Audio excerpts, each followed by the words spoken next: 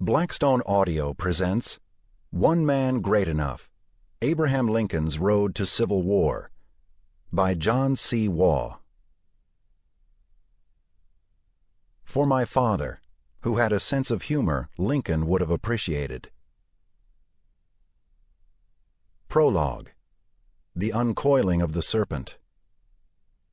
The new two-story State House in Vandalia, Illinois, stood unfinished in early 1837. Workmen had slapped plaster on the walls just before the 10th General Assembly convened in December.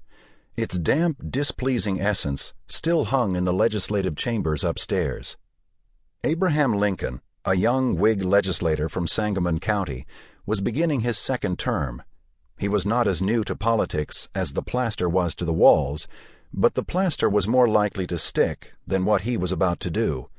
In a bold move, he was about to drop a resolution into the record that ran emphatically against dominant public opinion in his state, on slavery, which raised hackles as no other issue did. The issue was uncoiling across the country like a hissing serpent. Abolition societies proliferated in the North, blanketing the Union with incendiary anti-slavery pamphlets. Alarmed and angry Southern legislators were passing resolutions violently condemning these firebrands of discord and disunion.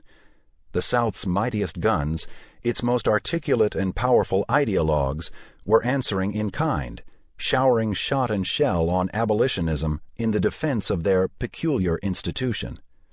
Southern legislatures were not only passing angry resolutions against abolitionists, they were demanding that Northern legislatures do the same.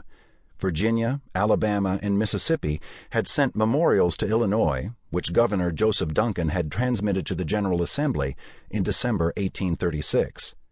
In January, the Illinois legislature resoundingly passed a set of sympathizing resolutions that we highly disapprove of the formation of abolition societies and of the doctrines promulgated by them, that the right of property in slaves is sacred to the slaveholding states by the federal Constitution, and that they can't be deprived of that right without their consent.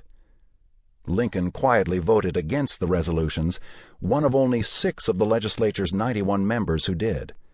In early March, 3 days before adjournment, he wanted to quietly add something more to the record.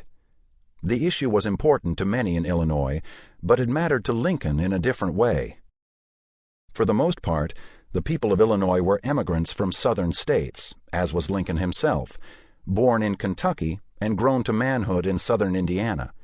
Most of these former Southerners were for slavery and against anything that wasn't.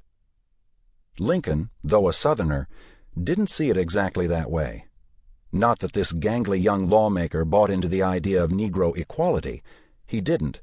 With most white opinion, Northern and Southern, he embraced white supremacy.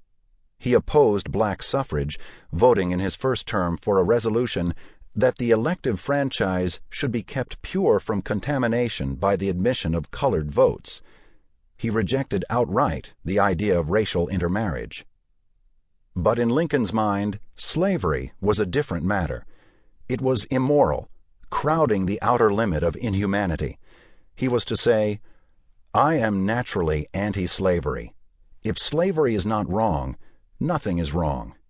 I cannot remember when I did not so think and feel." In March 1837, he wanted to introduce a resolution that would mirror this feeling. But he was playing with dynamite. The wording had to be hedged. It would be political suicide in Illinois to be lumped with abolitionists, and he would have to do it virtually alone. The only other House member willing to go with him was Dan Stone, a fellow Whig legislator who had brought his anti-slavery psyche with him from his native Vermont. On March 3rd, they introduced their resolution, protesting the longer ones passed in January. It was entered in the record without comment or debate. It said, "Resolutions upon the subject of domestic slavery having passed both branches of the General Assembly at its present session, the undersigned hereby protest against the passage of the same. They believe that the institution of slavery is founded on both injustice and bad policy, but that the promulgation of abolition doctrines tends rather to increase than to abate its evils." That was the nub of it.